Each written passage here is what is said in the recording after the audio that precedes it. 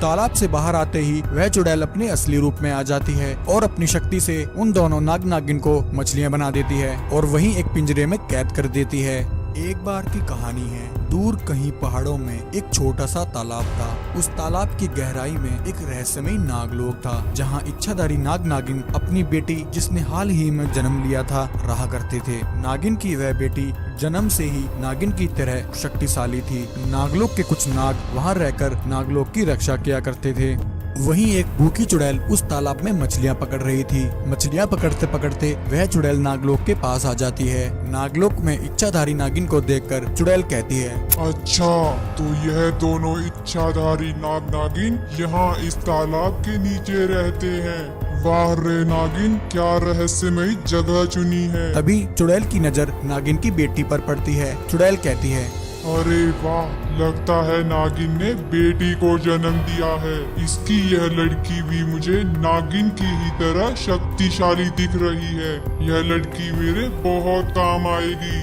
अगर इन दोनों नाग नागिन ने मुझे यहाँ देख लिया तो ये दोनों मुझे नहीं छोड़ेंगे। मुझे इन दोनों को किसी तरह इस लड़की से दूर करना होगा। ऐसा कहकर वह चुड़ैल उसी समय एक जलपरी का रूप ले लेती है और कहती है, रक्षा करो नागराज, मेरी रक्षा करो। जलपरी कहती है, नागराज, मेरी रक्षा कीजिए। इस तालाब के बाहर एक राक्षस आ गया है। वह तालाब की सभी मछलियों को खा रहा है। आप अभी चलकर उसे ऐसा करने से रोक लीजिए नागराज। ऐसा कहकर वह जलपरी उन दोनों को अपने साथ तालाब के बाहर ले जाती है। तालाब से बाहर आते ही वह चुड़ैल अपने असली रूप में आ जाती है और अपनी शक्ति से उन दोनों नाग नागिन को मछलियां बना देती है और वहीं एक पिंजरे में कैद कर देती है।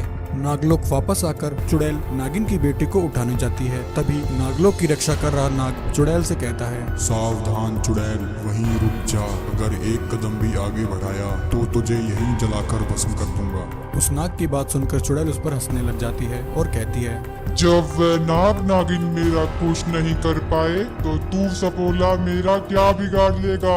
चुड़ैल के इतना कहते ही वह नाग चुड़ैल पर हमला कर देता है। उस सांप के हमले से चुड़ैल घबरा जाती है और वहां से भाग जाती है।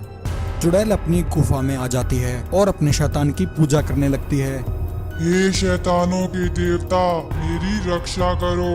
तभी उस शैतानी मूर्ति से आवाज आती है, क्या हुआ चुड़ैल, किस लिए मेरा आह्वान किया? बताओ तुम्हें क्या चाहिए? चुड़ैल कहती है, हे शैतानों के देवता, इच्छाधारी नागिन ने एक लड़की को जन्म दिया है। उसकी वह बेटी बहुत ही शक्तिशाली है। वह मेरे बहुत काम आ सकती है, परंतु एक दुष्ट सांप उसकी रक्षा में तैनात है। उसने मुझ पर हमला करके मुझे वहां से भगा दिया। चुड़ैल के इतना कहते ही शैतान उसे एक 5 सर वाली मुर्गी चुड़ैल बना देता है। वह मुर्गी चुड़ैल नागलोक में आकर उस नाग को वहीं जला देती है और नागिन की बेटी को लेकर वहां से चली जाती है। इच्छाधारी नाग नागिन जब नागलोक वापस लौटते हैं तो नागलोक के रक्षक सांप की ऐसी हालत देखकर और अपनी बेटी को वहां ना पाकर वह दोनों सारी बात समझ जाते हैं।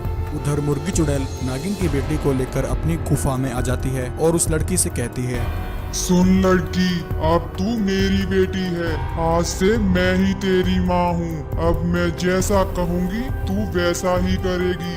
तभी उस लड़की के माता पिता दोनों नाग नागिन वहां आ जाते हैं। अपनी बेटी को वहां देखकर उन दोनों को बहुत गुस्सा आता है। नागिन अपने जहरीले सांप छोड़कर उस मुर्गी चुड़ैल को वहीं कैद कर लेती है। और नागिन अपनी बेटी को लेकर गुफा के बाहर आ जाते हैं और मुर्गी चुड़ैल की गुफा को आग लगा देते हैं। मुर्गी चुड़ैल वहीं हमेशा के लिए कैद हो जाती है और अपनी गुफा के साथ पाताल लोक समा जाती है। फिर वह चुड़ैल मछली ऐसा ही करने लगती है। जो भी व्यक्ति उस मछली को देखने के लिए उसके पास आता, वह मछली चुड़ैल उसको जिंदा। एक बार की कहानी है। एक बार एक चुड़ैल अपने कुछ शैतानों के साथ एक तालाब किनारे प्रकट होती है। चुड़ैल तालाब में एक शक्ति छोड़ती है और तालाब की सारी मछलियों को पानी से खींच लेती है और उन्हें जिंदा ही निगल जाती है।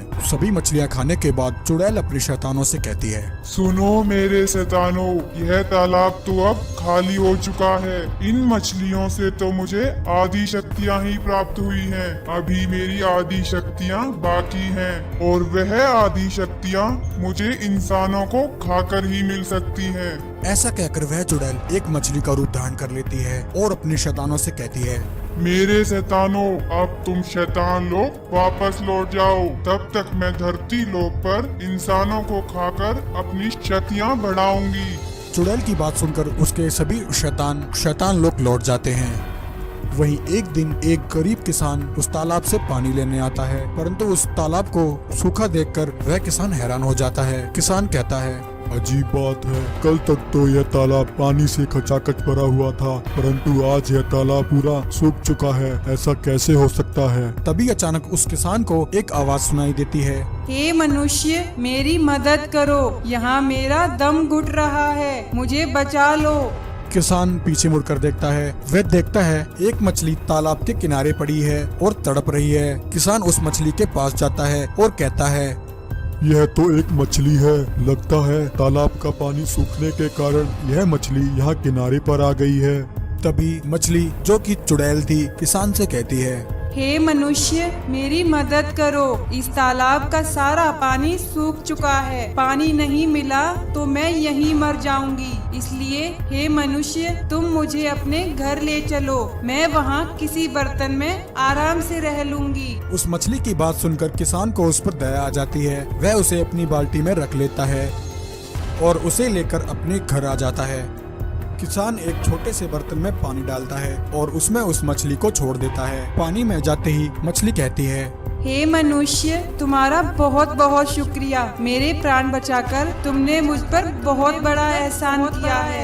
किसान कहता है, कोई बात नहीं मछली बहन, तुम यहाँ आराम से रहो। इतना कहकर किसान वहाँ से जाने लगता है कि तभी इतने में वह मछली अपना आकार बड़ा कर लेती है और किसान को फिर से आवाज लगाती है, हे मनुष्य, मेरी मदद करो, इस बर्तन में मेरा दम घुट रहा है।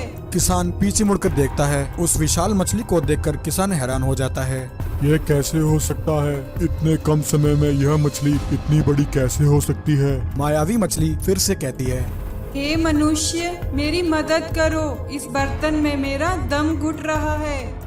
मछली की बात सुनकर किसान उसके लिए एक बड़ा बर्तन लेकर आता है और उस मछली को उसमें छोड़ देता है। मछली फिर से किसान का धन्यवाद करती है। कुछ देर बाद शाम हो जाती है। वह मछली चुड़ैल कहती है, अब मैं जल्दी से इंसानों को खाना शुरू करती हूँ और अपनी शक्तियाँ बढ़ाती हूँ। वहीं उस गरीब किसान के आंगन में इतनी बड़ी मछली अचानक आ जाने से गांव वाले उस विशाल मछली को देखकर वह दोनों हैरान हो जाते हैं। एक व्यक्ति कहता है, अरे भाई, यह मैं क्या देख रहा हूँ? इतनी बड़ी मछली आज से पहले कभी नहीं देखी। आखिर इतनी बड़ी मछली इस गरीब किसान को कहाँ से मिल गई?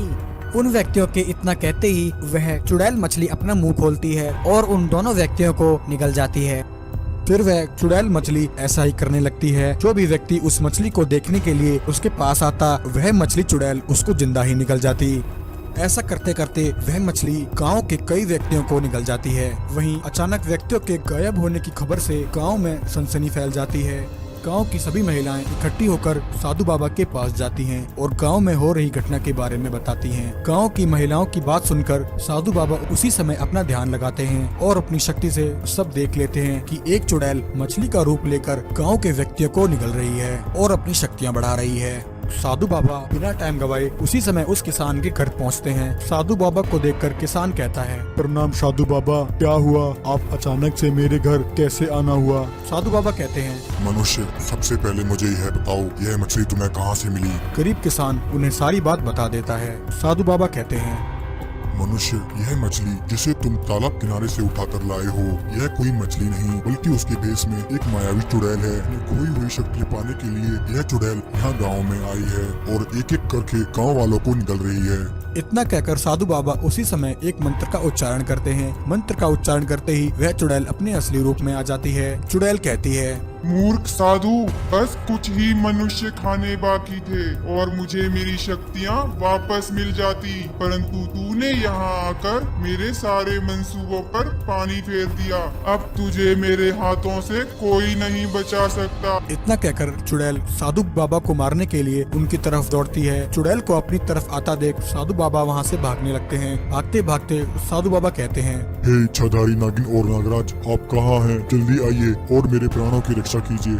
साधु बाबा के इतना कहते ही इच्छाधारी नागिन और नागराज उसी समय वहाँ प्रकट हो जाते हैं। इससे पहले कि वह चुड़ैल साधु बाबा को कोई नुकसान पहुँचाती, वह दोनों अपनी शक्ति से उस मायावी चुड़ैल को वहीं भस्म कर देते हैं। चुड़ैल के मरते ही सभी व्यक्ति जो चुड़ैल ने निगल लिए थे वह सभी वापस आ जाते हैं और सभी मिलकर इच्छाधारी नागिन और नागराज का धन्यवाद करते हैं।